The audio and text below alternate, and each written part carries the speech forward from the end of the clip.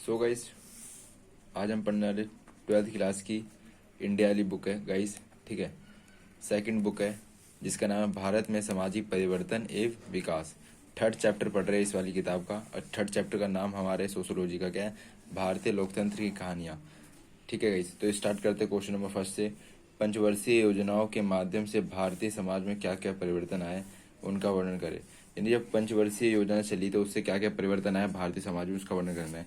तो पहला परिवर्तन तो ये आया कि शिक्षा का प्रसार, क्योंकि जब भी कोई परिवर्तन आता है बड़े लेवल पे तो एजुकेशन अपनी बहुत बड़ी भूमिका निभाता है। हुआ क्या है कि 2001 में शिक्षा का प्रसार था, यानी साक्षरता दर थी वो 65% हो गई। अगर साक्षरता दर बढ़ी तो यह इस वजह से भी होगा क्योंकि पंचवर्षीय योजना में शिक्षा का अच्छा पैसा खर्च किया गया था। ठीक है, ताकि लोग पढ़ लिख कर देश की तरक्की में अपना योगदान दे सके। सेकंड हमारा निम्न वर्ग का उत्थान। निम्न वर्ग का उत्थान को हम ऐसे समझ सकते हैं कि अनुसूचित जाति, अनुसूचित जनजाति, अन्य पिछड़े वर्ग जैसे SC ST OBC Bharatiya Samaj के एक प्रमुख वंचित वर्ग है जिन्हें सदियों से दबाया गया, वंचित रखा गया है सुविधाओं से।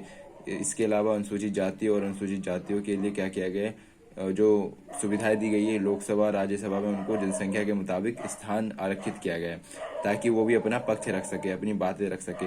इसके अलावा सरकारी नौकरियों में भी उनको छूट दी गई है। नेक्स्ट गाइस, महिलाओं की स्थिति में सुधार। ये भी एक बहुत इंपॉर्टेंट परिवर्तन आया है पंचवर्षीय योजना के तहत।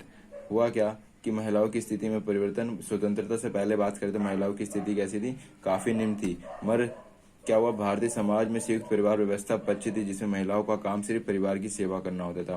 उनको किसी तरह का अधिकार प्राप्त नहीं था, यहाँ तक कि उन्हें शिक्षा भी लेने का अधिकार नहीं था जब संयुक्त परिवार होता था।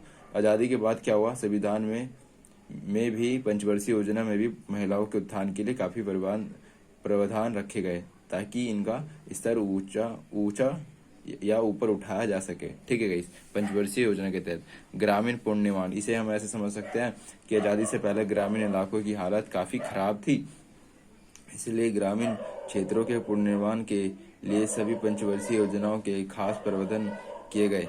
विभिन्न पंचवर्षीय योजनाओं के तहत ग्रामीण निर्माण के लिए कार्यक्रम चलाए गए। एकीकृत ग्रामीण विकास कार्यक्रम, इंदिरा आवास योजना, गांधी कुटीर योजना, ऐसे प्रोग्राम चलाए गए ताकि क्या हो, ग्रामीण पुनर्निर्माण हो। ठीक है गाइस, नेक्स्ट है अंतरजातीय अंतर संबंध में परिवर्तन। अंतरजातीय संबंधों में परिवर्तन, इसको हम कैसे समझ सकते हैं कि संविधान के अनुच्छेद 17 में, ठीक है गाइस, अनुच्छेद 17 में संविधान के द्वारा भारत में अस्पृश्यता को गैर कानूनी घोषित कर दिया गया। अंतरजातीय विवाह को कानूनी मान्यता प्रदान कर दी गई। जाति के आधार पर कोई भेदभाव किए बिना सभी भारतीयों को समान मौलिक अधिकार प्रदान किए गए ताकि वो अपने अधिकारों का प्रयोग करके आगे जिंदगी में तरक्की कर सके और भारत का भी विकास हो सके। सो गाइस, अब हमारा क्वेश्चन नंबर सेकंड है, लोकतांत्रिक समाज में हित समूह व दबाव समूह कौन कौन से कार्य करते हैं।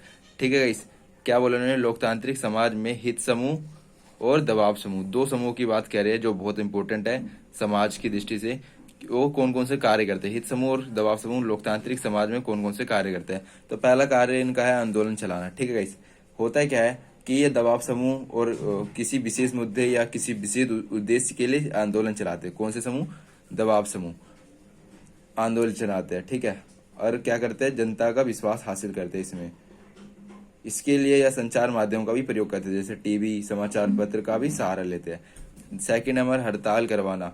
हड़तालें करवाने में क्या हम पढ़ सकते हैं गाइस कि दबाव समूह साधारणतः हड़तालें करवाते हैं, मार्च निकलवाते हैं, सरकारी कार्य में बाधा डालते हैं ताकि क्या कर सके, सरकार तक अपनी बात पहुंचा सके।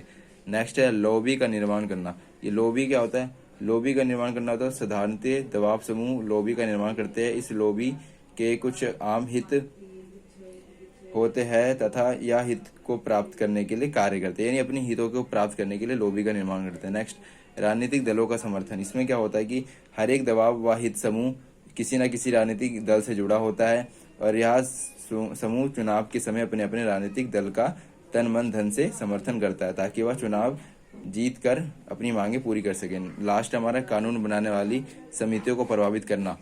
लोकतंत्र में हित समूह और दबाव समूह का कार्य होता है। क्या करती है, जब कोई विधायक संसद में कानून बनाने के लिए जब कोई विधेयक संसद में कानून बनाने के लिए पेश किया जाता है तो वह उस विधेयक संसद को विधायी समिति को सौंप दिया जाता है ताकि वह इस गुण और दोष की समीक्षा कर सके। यहाँ पर दबाव समूह विधायी समूह के सदस्यों को प्रभावित करते हैं ताकि विधायी के मुख्य लक्षण अपने हितों के अनुसार करवा सके। इसी प्रकार लोकतांत्रिक समाज में हित और दबाव समूह कई प्रकार के कार्य करते हैं। ठीक है, हित समूह और दबाव समूह का बहुत बड़ा रोल है लोकतांत्रिक समाज में, ताकि वो समाज को एक नई दृष्टि दे सके। ठीक है, जो उसमें नेगेटिव चीज है उसको क्या कर सके, हटा सके। जो नियम कानून जो विधेयक पास हो रहा है उसको, जो गलत कानून है उसे रोकते भी है और समाज में सुधार भी लाते हैं। ठीक है गाइस।